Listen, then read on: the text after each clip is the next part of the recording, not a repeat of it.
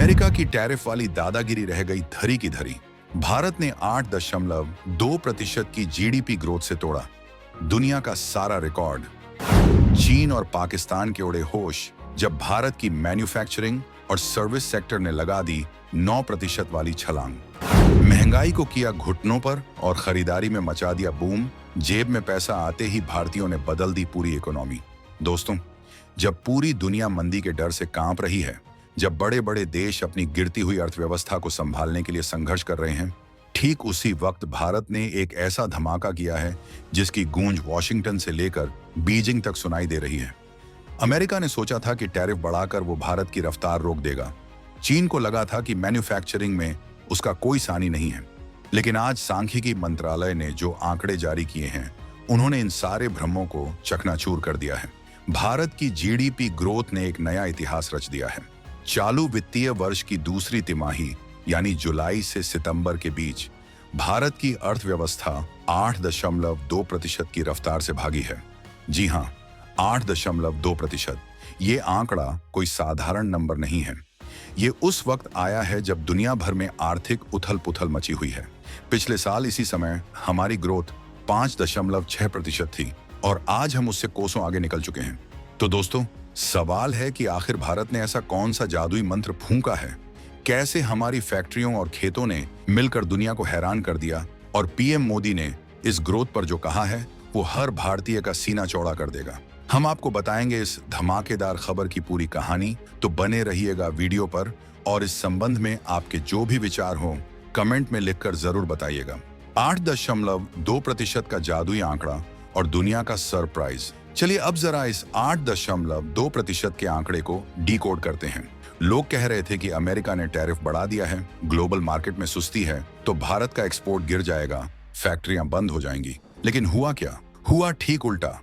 हमारे secondary sector यानी manufacturing और कंस्ट्रक्शन ने 8.1% की ग्रोथ दिखाई है और टर्शियरी सेक्टर यानी सर्विसेज ने तो कमाल ही कर दिया, सीधे 9.2% की छलांग। इसका मतलब समझते हैं आप?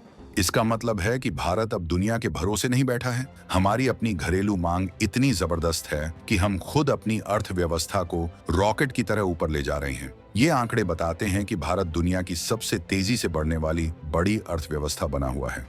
जहां चीन 5% के लिए तरस रहा है, यूरोप 1 से 2% में अटक गया है, वहां भारत 8% के क्लब में शान से खड़ा है।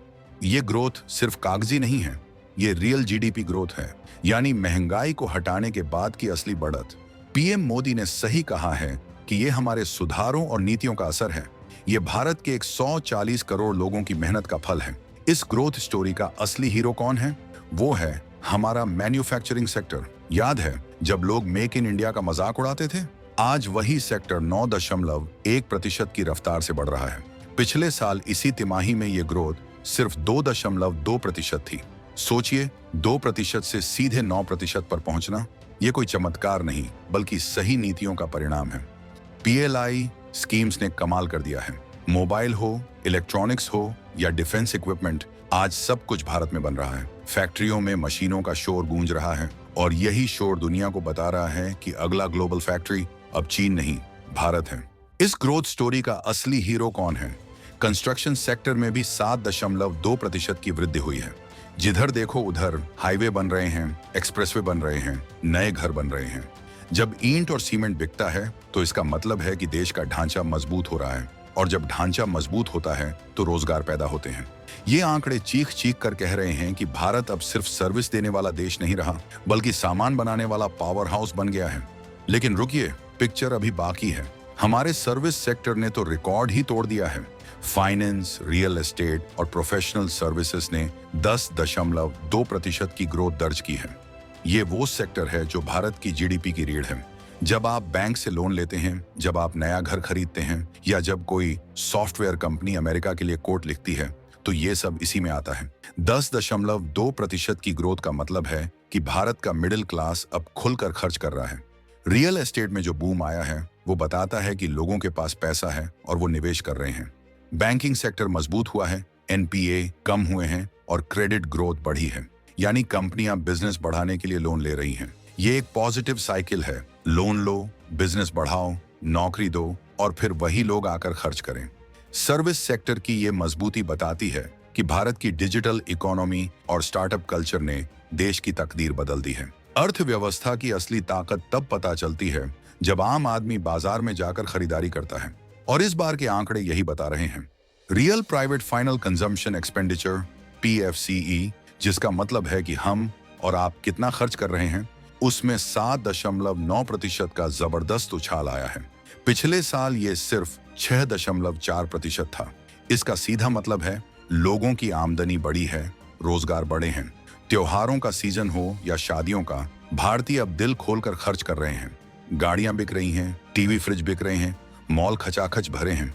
ये खपत ही भारत की इकोनॉमी का इंजन है। जब हम खर्च करते हैं तो मांग बढ़ती है, और जब मांग बढ़ती है तो कंपनियों को उत्पादन बढ़ाना पड़ता है, और जब उत्पादन बढ़ता है तो GDP बढ़ती है। ये चक्र अब पूरी रफ्तार पकड़ चुका है। वो लोग जो कहते थे कि महंगाई ने कमर तोड़ दी है, उनके लिए ये जवाब है, महंगाई कम हुई है और लोगों की क्रय शक्ति, परचेसिंग पावर बढ़ी है।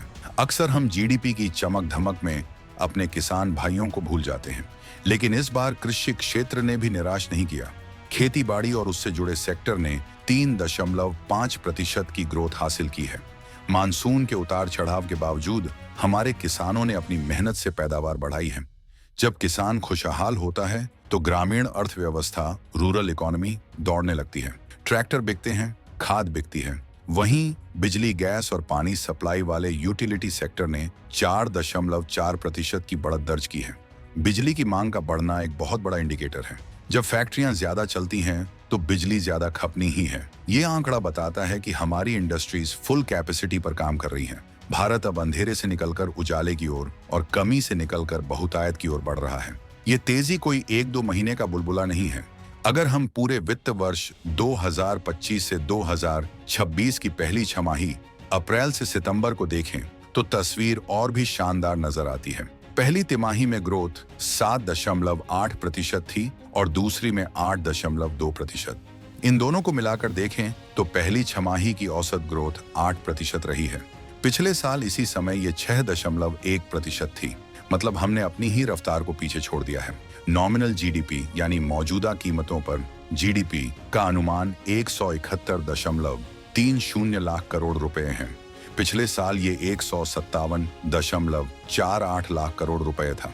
यानी सिर्फ 6 महीनों में हमने अपनी अर्थव्यवस्था में करीब 14 लाख करोड़ रुपए जोड़े हैं। ये रफ्तार बताती है कि हम $5 ट्रिलियन इकोनॉमी बनने की राह पर कितनी तेजी से दौड़ रहे हैं। दुनिया के रेटिंग एजेंसीज और बड़े बड़े बैंक जो भारत की ग्रोथ को कम करके आंक रहे थे, अब उन्हें अपने अनुमान बदलने पड़ रहे हैं। भारत ने उन्हें मजबूर कर दिया है ये मानने पर कि बॉस, इंडिया इज अनस्टॉपेबल। इस पूरी सक्सेस स्टोरी में एक साइलेंट हीरो भी है, कम महंगाई। आंकड़े बताते हैं कि महंगाई ऐतिहासिक रूप से कम स्तर पर आ गई है। खाने पीने की चीजों के दाम काबू में हैं और GST दरों में जो कटौती हुई है उसका भी फायदा मिला है। जब महंगाई कम होती है तो RBI को ब्याज दरें कम करने का मौका मिलता है, जिससे होम लोन और कार लोन सस्ते होते हैं। PM मोदी ने कहा है कि सरकार सुधारों को जारी रखेगी और ईज ऑफ लिविंग को बढ़ाएगी। इसका मतलब है कि आने वाले दिनों में इंफ्रास्ट्रक्चर पर और खर्च होगा, नियमों को और आसान बनाया जाएगा। बेस इफेक्ट भी हमारे पक्ष में है और कंपनियों के पास निवेश के लिए पैसा है। ये सब संकेत दे रहे हैं कि 2026 में भारत की रफ्तार और तेज होगी। हम सिर्फ एक देश नहीं बल्कि एक ग्लोबल ग्रोथ इंजन बन चुके हैं। तो दोस्तों, कहानी का निचोड़ ये है कि भारत ने दुनिया को गलत साबित कर दिया है। जहां पूरी दुनिया मंदी और युद्ध की मार झेल रही है, वहां भारत अपनी मेहनत और सही नीतियों के दम पर खड़ा है। 8.2% का ये आंकड़ा सिर्फ एक नंबर नहीं है, ये 140 करोड़ भारतीयों के सपनों की उड़ान है। चीन अब हमें आंख दिखाने से पहले 100 बार सोचेगा, क्योंकि आर्थिक ताकत ही असली सैन्य ताकत की नींव होती है। हमने मैन्युफैक्चरिंग में चीन को चुनौती दी है, सर्विस में दुनिया को राह दिखाई है और खेती में आत्मनिर्भरता का झंडा गाड़ा है। ये 2025 का भारत है जो रुकता नहीं, थकता नहीं। अमेरिका के टैरिफ और ग्लोबल चुनौतियां हमारे लिए सिर्फ स्पीड ब्रेकर हैं,